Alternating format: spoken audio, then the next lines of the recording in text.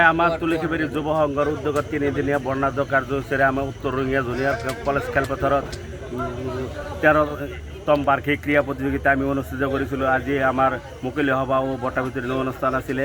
লগতে আমাৰ সাংস্কৃতিক সন্ধিয়াৰ বিশেষ আকৰ্ষণ আছিল ৰহিম ৰাজৰ গীতৰ শৰাই, লগতে প্ৰিয়ংকা কলিতাৰ গীতৰ শৰাই। আৰু এই চেগতে আমাৰ তুলিখিবেৰী যুৱ সংঘৰ তৰফৰ পৰা সমূহ ৰাইজলৈ আন্তৰিক ধন্যবাদ জ্ঞাপন কৰিছোঁ এই অনুষ্ঠানটো সুকলমে অনুষ্ঠিত হৈ যোৱাৰ বাবে। আৰু ইয়াৰ লগতে আমাৰ এই তুলিখিবেৰী অঞ্চলৰ বিভিন্ন সামাজিক কাম কাজৰ লগতে এই তুলিখিবেৰী যুৱ সংঘ জড়িত আছে। বিগত বৰ্ষতো বিভিন্ন ধৰণৰ কাৰ্যসূচী আমি অনুষ্ঠিত কৰি আহিছোঁ। অনাগত দিনতো আমি তুলিখিবেৰী যুৱ সংঘৰ তৰফত আমি বিভিন্ন কাৰ্যসূচী অনুষ্ঠিত কৰিম। এই চেগতে আমি তুলিখিবেৰী যুৱ সংঘৰ সমূহ বিষয়ববীয়া সদস্যবৃন্দ, বিভিন্ন বিষয়ববত থকা আমাৰ কৰ্মীসকলক মই আন্তৰিক ধন্যবাদ ও কৃতজ্ঞতা জ্ঞাপন কৰিছোঁ।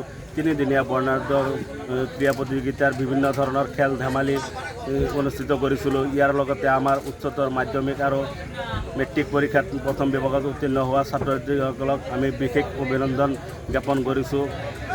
একোখনকৈ ফুলম মানপত্ৰ লগতে ফুলাম গামোচাৰে আমি সম্বৰ্ধনা জনাইছোঁ। আৰু বিভিন্ন ধৰণৰ খেল ধেমালি আমি অনুষ্ঠিত কৰিছিলোঁ। আৰু লগতে সাংস্কৃতিক সন্ধিয়া আমি অনুষ্ঠিত কৰিছিলোঁ। সাংস্কৃতিক সন্ধিয়াৰ সহায়েৰে আমি ওতপ্ৰোতভাৱে পাইছোঁ। ৰাইজৰ সহায় সহযোগিতা আমি বহুত পাইছোঁ। আৰু ভৱিষ্যতেও যাতে আমি এনেকুৱা অনুষ্ঠান কৰিব পাৰোঁ তাৰ বাবে আশা ৰাখিলোঁ। ইয়াৰ লগতে আমি শলায়ৰ শৰাই আগবঢ়াইছোঁ। তুলিখিবেৰী আৰক্ষী চকীৰ আৰক্ষী বিষয়াসকল আমাৰ লগত সহায় সহযোগিতা আগবঢ়াইছে। লগতে এই অঞ্চলৰ বিভিন্ন দল সংগঠনে আমাৰ লগত সহায় সহযোগিতা আগবঢ়াইছে।